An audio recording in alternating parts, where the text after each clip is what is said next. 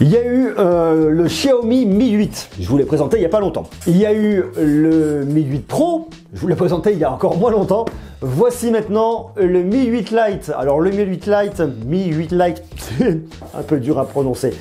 J'aime beaucoup la couleur de la boîte. Je trouve ça hyper frais, presque printanier. C'est dommage, là on va arriver doucement sur l'hiver. Allez savoir, mais je trouve quand même vraiment très sympa. Et le smartphone est cool. Alors le smartphone, il est là, il est beau, il est chaud, il est dans ma poche. Ça fait quelques jours que je l'utilise, que je m'en occupe, j'ai plein de choses avec. Il a des points très positifs comme ce qu'on peut retrouver sur le Mi 8, Mi 8 Pro, mais il n'est pas du tout cheap. Pour voir qu'on est sur un smartphone entrée milieu de gamme, on n'est pas du tout sur un produit cheap. Il a de très belles finitions, il a vraiment plein de points hyper intéressants et je pense que ce produit pourrait intéresser beaucoup de monde. Donc ce que je vous propose tout de suite, maintenant là, on va le regarder de plus près, on va détailler un peu tout ça et je vais vous donner mon retour, dire ce que j'aime pas, quoi, comment, combien, voilà, tout ça. Et puis après, ça sera à vous de donner votre tour. Vous pouvez dès maintenant commencer directement en bas en commentaire. Est-ce que vous connaissez ce Mi 8 Lite? Est-ce qu'il vous intéresse? Est-ce que vous l'avez acheté? Est-ce que vous pourriez l'acheter? Est-ce que vous avez le Mi 8? Est-ce que vous avez le Mi 8 Pro? Comment allez-vous? Comment vont vos parents, la famille? Qu'est-ce que vous achetez pour Noël? Voilà, on en parle, on y va maintenant.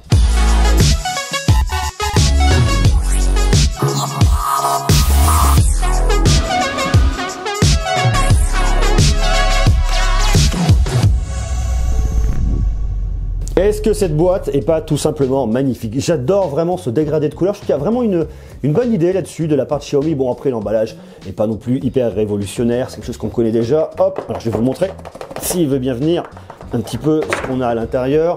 Ici, vous avez une petite coque à l'intérieur, ça c'est cool. Vous n'avez pas de prise jack, donc là vous avez une prise jack avec une prise USB type C.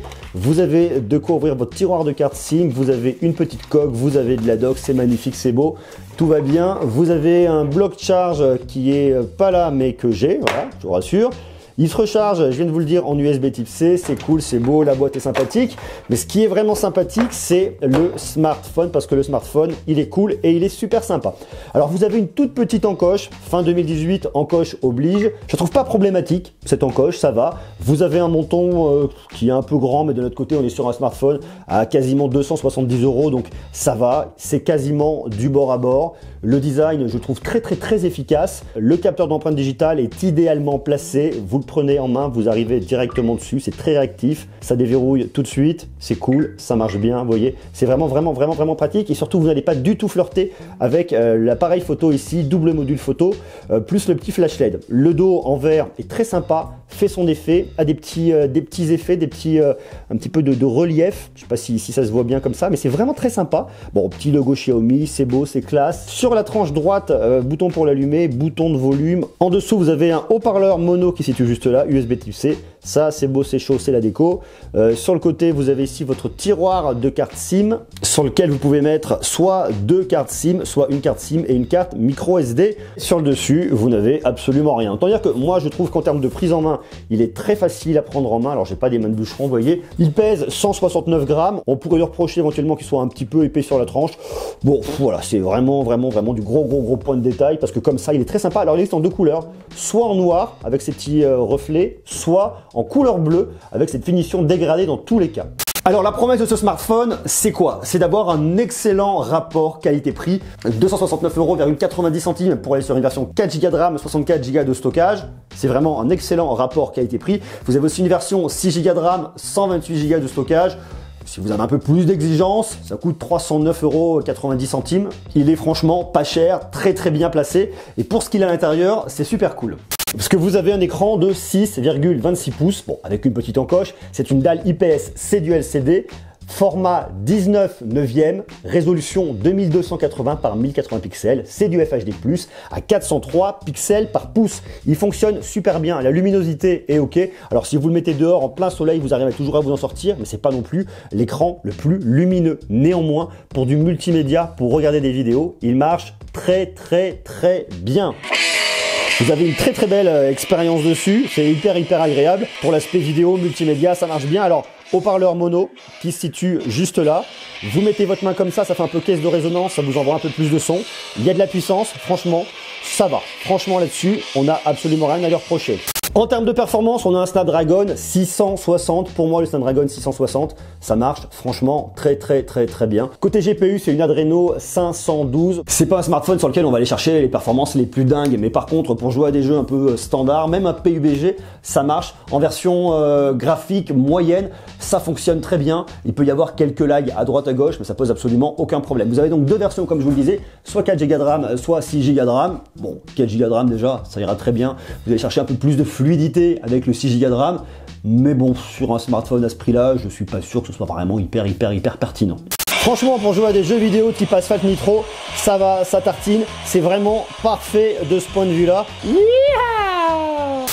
En termes de performance, là-dessus, on peut avoir un score complètement foufou, 143 200 sur Antutu. C'est franchement suffisant pour ce qu'on peut faire avec ce smartphone.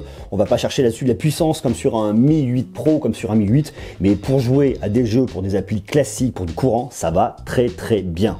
Et l'autonomie, qu'est-ce que dit l'autonomie? Vous avez une batterie de 3350 mAh, de la recharge en USB type C. Pour moi, c'est pas de la recharge rapide. Il lui faut un certain temps quand même pour faire le plein. Néanmoins, vous le gardez absolument une bonne journée complète en termes d'usage. Alors, on va pas faire le sauvage, bien évidemment. Si vous passez votre journée entière dessus à jouer à PUBG, il y a un moment, ça va coincer, ça va pas marcher. Mais toujours un petit peu délicat. Mais pour un usage standard, allô, je t'envoie un SMS, check les emails, je vais jouer un petit peu, je regarde des vidéos, je me fais plaisir. Une journée, vous les avez, vous tenez sans aucun problème, même jusqu'au lendemain matin, mais il y a un moment, vous allez être un petit peu à court. Mais il faut donc partir sur l'idée que ce Mi 8 Lite, une journée, il les tient, et ça c'est cool.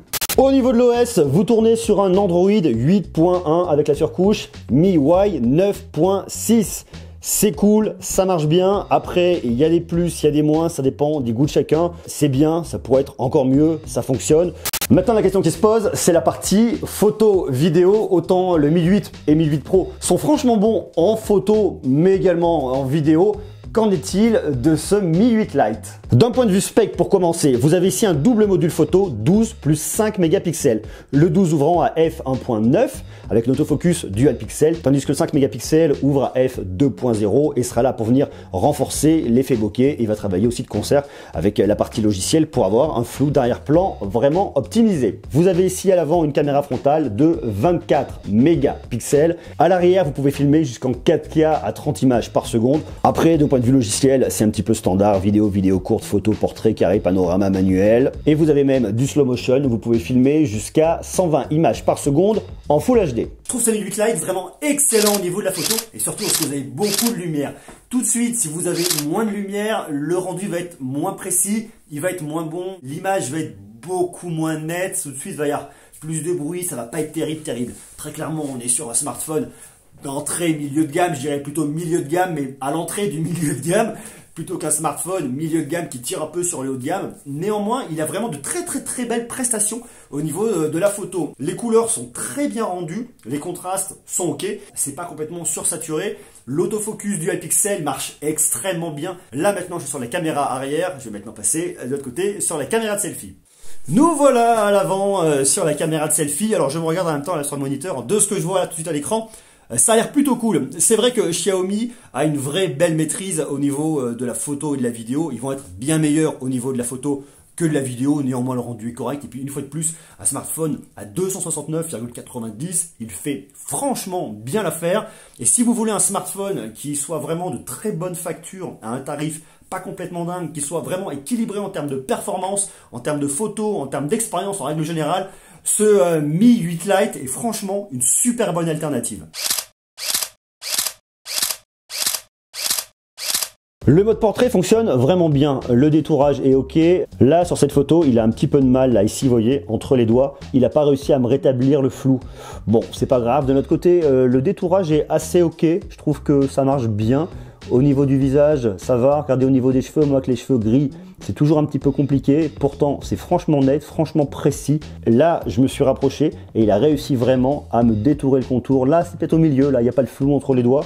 Mais bon, c'est pas hyper gênant. Là, il a un petit peu de mal en bas. De l'autre côté, on est sur un Snapdragon 660. On n'a pas la performance d'un Snapdragon 845.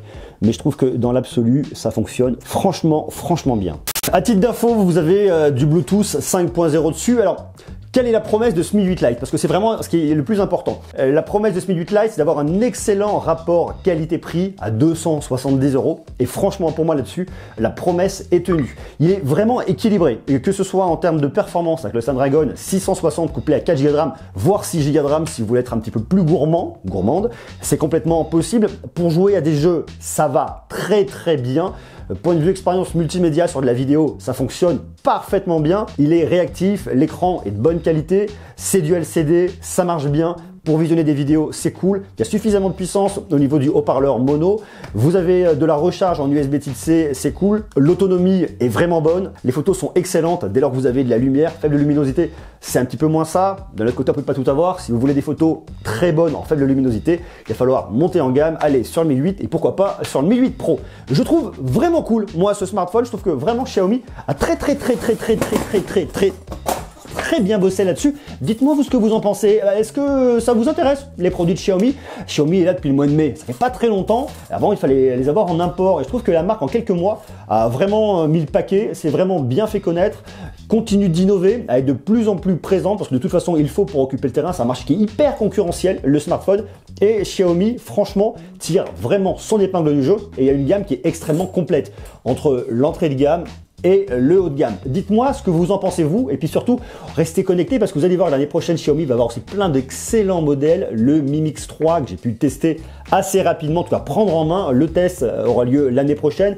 On va reparler de Xiaomi parce que j'aime beaucoup cette marque et je trouve qu'elle fait des promesses, qu'elle tient et qu'elle a des produits qui sont vraiment hyper cool, hyper chouette. À vous de me dire maintenant ce que vous en pensez en bas en commentaire.